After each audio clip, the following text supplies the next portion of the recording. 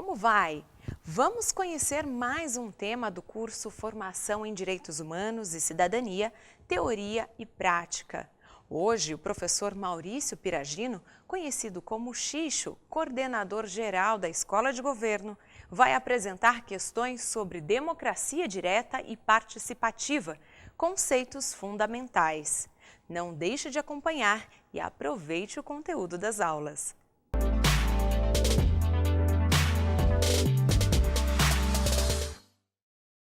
Olá! Nesta aula vamos falar sobre a democracia direta e participativa e os seus conceitos fundamentais. Antes de mais nada, precisamos ter uma definição do que é a democracia. Democracia é o regime político que se funda nos princípios da soberania popular e da distribuição equitativa de poder. O que isso quer dizer? Quer dizer que, para se ter um regime democrático, nós precisamos que a soberania esteja no povo e que o poder nunca fique concentrado, fique dividido, distribuído entre os poderes clássicos do executivo, legislativo, judiciário, permeados por uma cidadania ativa e democrática. A democracia nasceu na Grécia antiga sob a forma de democracia direta. A democracia representativa, essa na qual nós elegemos representantes, ela só foi se constituindo entre o século XVIII e o século XIX. Portanto, a definição básica de democracia é o governo do povo, para o povo e pelo povo. Mas existe um importante detalhe sobre a democracia. A democracia, além de ela ter de ser um princípio, ela está sempre numa eterna construção. Nós nunca chegaremos a ter uma democracia perfeita. Ela sempre vai ter que ser modificada e aprimorada. Mas, para isso, gostaria de colocar para que você soubesse exatamente a diferença entre democracia participativa ou direta e a democracia representativa. E a palavra democracia nos diz etimologicamente o sentido do que nós estamos buscando, que é demos, povo, e kratia, poder. Portanto, poder do povo. Na democracia participativa e na democracia direta, é um modelo de organização política na qual, além do povo ser o titular legítimo do poder supremo, ele pode e deve exercê-lo diretamente. E a democracia representativa, que é o complemento da democracia participativa, é uma forma de organização na qual a gente elege numa sociedade um determinado número de representantes para gerir os interesses de toda a sociedade. Na Constituição Federal Brasileira, isso já está posto no parágrafo único do primeiro artigo da Constituição. Todo o poder emana do povo, que o exerce por meio de representantes eleitos ou diretamente. Vejam que eu grifei em vermelho o diretamente, que diz que a democracia participativa deve acontecer para que o povo possa expressar o seu poder. No artigo 14 ainda da nossa Constituição, há uma definição sobre a questão da democracia participativa e da democracia direta. Isto é, o artigo 14 diz: a soberania popular será exercida pelo sufrágio universal e pelo voto direto e secreto, com valor igual para todos, e nos termos da lei, mediante plebiscito, referendo e iniciativa popular. Daqui a pouco eu vou explicar para vocês o que é plebiscito, referendo e a iniciativa popular. Portanto, na definição que nós estamos buscando, vamos usar a definição da querida professora Maria Vitória Benevides, fundadora da Escola de Governo, que nos diz que a democracia participativa ou direta é o modelo de organização na qual o povo, além de ser o titular legítimo do poder supremo, pode e deve exercê-lo diretamente, isto é, sem a intermediação de pessoas e instituições, nos diversos processos de decisão, controle, fiscalização e sanção da esfera pública. Bem, agora você já sabe a diferença entre a democracia representativa e a democracia participativa e direta. E como que a gente pode exercer a democracia direta? Através de consultas populares, como referendos e plebiscitos, além da participação por iniciativa legislativa e do recall. Daqui a pouco vou explicar para vocês tudo isso. E também através da participação em conselhos de gestão e fiscalização dos serviços públicos, além de conferências e do orçamento participativo. No campo do Poder Judiciário, o júri popular e o órgão de controle externo do Judiciário, que ainda nós não temos no Brasil, infelizmente, são também formas da gente exercer a democracia direta. Mas você sabe qual é a diferença entre referendo e plebiscito?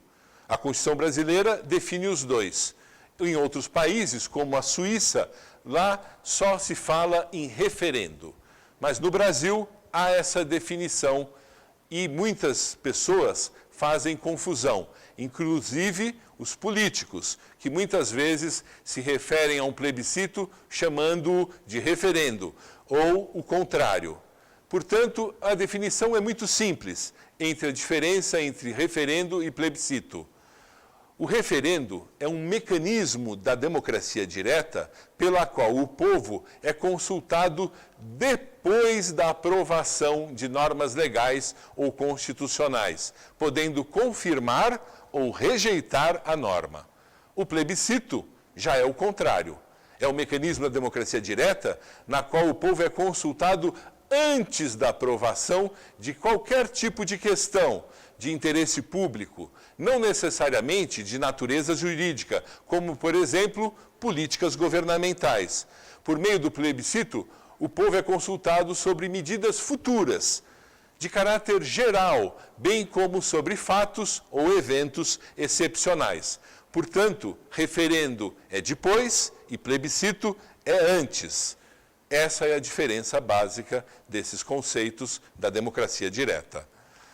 Já a iniciativa popular de lei é um mecanismo de democracia direta pela qual o povo apresenta aos poderes legislativos, às câmaras de vereadores, às assembleias legislativas e ao Congresso Nacional um projeto de lei por iniciativa popular. Esse é um processo de participação que é mais complexo. Por quê? Porque ele exige uma prévia e ampla organização e mobilização do povo que, além de ter que elaborar o texto, tem que coletar assinaturas e preparar a defesa pública desta causa. Apresentar ao Legislativo, esperar que o Legislativo faça a discussão em cima desse projeto de lei de iniciativa popular e a sua aprovação parlamentar nos termos previstos para o processo legislativo. Então, o processo de iniciativa popular, que também é um instrumento de democracia direta, é muito importante e mais complexo, principalmente num país de extensão continental, com uma população de mais de 207 milhões de habitantes e mais de 140 milhões de eleitores. O recall, que eu falei há pouco, é um mecanismo que, infelizmente, nós não temos no Brasil. Por quê? Porque os constituintes de 1988, apesar da pressão dos movimentos sociais para que a gente instituísse o recall na Constituição brasileira, ele não foi colocado. Mas é um importante instrumento de democracia direta porque ele nada mais é do que um referendo revogatório de mandatos. Ele é um mecanismo de democracia direta norte-americano, basicamente. Existem outros países que também o têm, como é o caso da nossa vizinha Venezuela. E o que a gente faz quando a gente tem o recall? A gente tem a possibilidade de deseleger políticos que nós elegemos. Isso aconteceu, por exemplo, lá nos Estados Unidos, diversas vezes em diversos estados, inclusive na Califórnia, onde aquele ator, famoso ator Arnold Schwarzenegger, que foi eleito governador da Califórnia, foi eleito após a população da Califórnia fazer um recall do ex-governador que acabou perdendo o seu mandato. Aí foram convocadas novas eleições e o Arnold Schwarzenegger virou o novo governador da Califórnia. Então, esse é um mecanismo que pode trazer uma estabilidade política, porque traz um processo de discussão. É claro que o político que está sendo submetido a um recall deve ter o direito de se defender, deve ter o direito de ir para a televisão para poder expressar por que ele deve continuar no seu mandato. Meus caros, uma outra questão muito importante da democracia participativa é que foi constituído na Constituição de 1988 de forma clara e expressa, são os conselhos gestores de políticas públicas, né? E qual é a função desses conselhos, desses cidadãos que são eleitos conselheiros nas áreas de saúde, educação, habitação, assistência social e cultura, transportes, mobilidade urbana? A ideia é que a participação dessas pessoas incrementem a política pública, além de fazer o controle da política pública. E os conselhos têm a capacidade de dar um norte para a sociedade no sentido dessa harmonia social e desse desenvolvimento social. E esses conselhos foram capazes de contribuir na criação por exemplo, das leis de diretrizes e bases da educação, do ECA, do Estatuto da Criança e do Adolescente, do Estatuto do Idoso, do Estatuto da Cidade, da Lei Orgânica da Assistência Social. E todas essas leis sempre são feitas de forma participativa, através da participação direta da população, mas principalmente da participação desses conselheiros. No Brasil, o Brasil tem uma criação que imigrou para o mundo todo. Foi para todas as partes do mundo, que é o orçamento participativo. É bom lembrar que se nós não temos domínio sobre o orçamento, a efetivação das políticas públicas muitas vezes não acontecem. E não acontecem por quê? Porque muitas vezes um político na campanha promete uma determinada coisa, por exemplo, vou fazer milhares de vagas de creche. E aí você tem que olhar no orçamento, quando ele manda o orçamento para a Câmara dos Vereadores, ou para a Assembleia Legislativa, ou para o Congresso Nacional, para saber efetivamente se o que ele está falando, ele está cumprindo. Porque não é possível fazer política pública sem investimento financeiro, sem orçamento. Portanto, o orçamento participativo, ele é uma forma de democracia participativa muito interessante no sentido da gente poder definir para onde vai o orçamento nosso, né? Você sabe que o orçamento participativo, na Conferência Mundial Habitat II, que aconteceu lá na Turquia, em Istambul, ele foi referendado como uma das 40 melhores práticas do mundo. Você sabia disso? Isso foi criado lá em Porto Alegre, numa administração na década de 80. E ele se fortaleceu na administração de Porto Alegre e foi exportada para o mundo todo. Hoje, dezenas de países no mundo têm o orçamento participativo como uma prática necessária e fundamental para a gente estabelecer as boas políticas públicas. E, meus caros, eu gostaria de colocar, para finalizar essa nossa aula, quais são os 10 eixos essenciais para a democracia. Muitos deles, e aqui eu já falei, já defini para vocês. Mas uma coisa importante é que quando a gente for fazer uma Constituição, a gente tenha uma eleição popular da Assembleia Constituinte em caráter exclusivo. O que quer dizer isso? Que os constituintes devem ter somente o papel de constituintes. Infelizmente, em 1986, se elegeram deputados constituintes no Brasil. Isto é, eram deputados que fizeram a Constituição e permaneceram como deputados. Para se ter mais democracia, é importante que quem faça a lei maior, que é a Constituição Federal, faça isso em caráter exclusivo e depois tenha alguma quarentena para não poder legislar em causa própria, né? O que muitas vezes acontece e que nós no Brasil estamos cansados de ver. Um segundo ponto essencial para a democracia é eleição de governantes por período determinado de governo. Isto é, hoje no Brasil nós temos os executivos com a possibilidade de uma reeleição.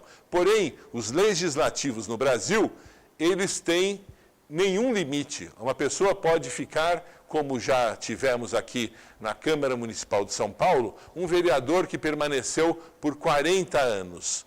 Isso é muito tempo. A gente precisa limitar também a 2 mandatos os legisladores do Brasil. Os outros princípios eu já defini: plebiscito, antes da aprovação, referendo, depois da aprovação de uma lei, o recall, a revogação dos mandatos, a instituição da iniciativa popular de lei, o orçamento participativo e também, junto com o orçamento participativo, a gente pôr fim às emendas individuais dos deputados nos orçamentos. As emendas devem ser, no mínimo, formadas de forma coletiva. Fazer também ouvidoria dos serviços públicos, né? Porque a população tem que ter um canal, uma voz para ser ouvida, porque a população que sabe se uma política pública está dando resultados ou não. E ter uma ouvidoria popular eleita de forma autônoma é muito importante.